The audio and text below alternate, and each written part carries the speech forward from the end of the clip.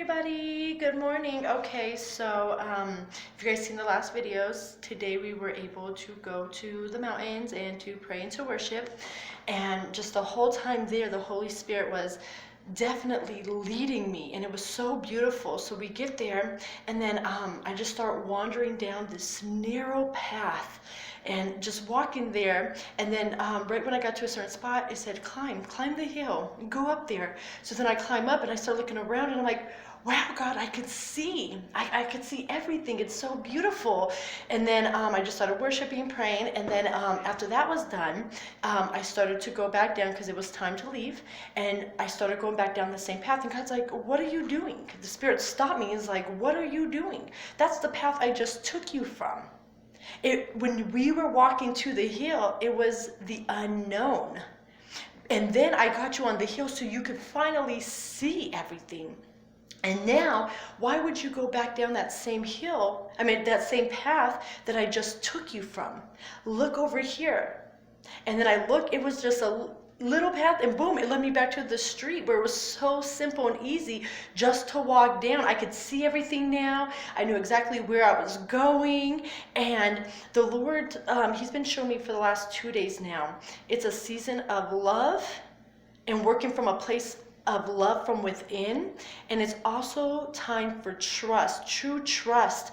And even yesterday I was like, God, why do I have so much faith in you?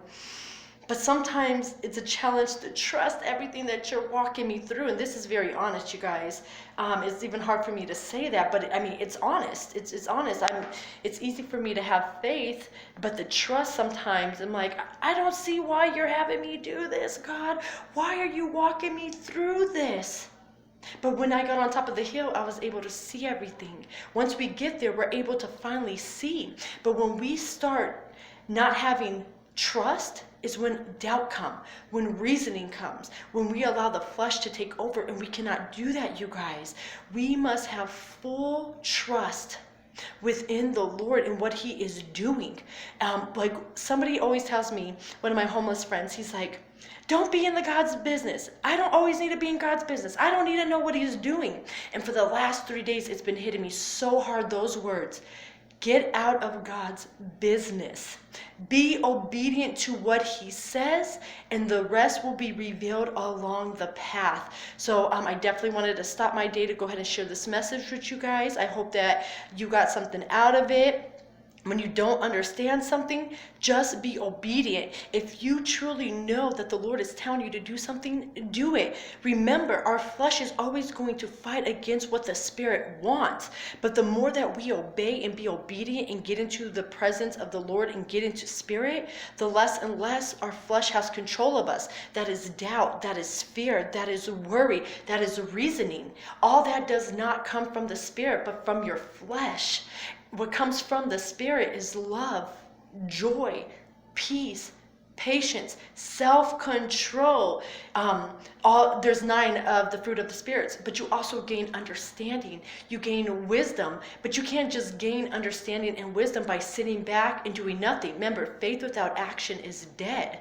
So we must be obedient to what the Lord is saying at all times, and we need to begin to work from a place of love so we can be the difference within this world. And when we obey God and we have trust in Him, because remember, He will never leave us nor forsake us. And if He will never leave us nor forsake us, He's not going to leave us in the trials, the tribulations. He's trying to work something out of us, something deeply rooted within us. We need to get that out so we can replace it with a better root system that comes from the Lord and a foundation for our lives. So God bless you guys. Have a wonderful day. Until the next video.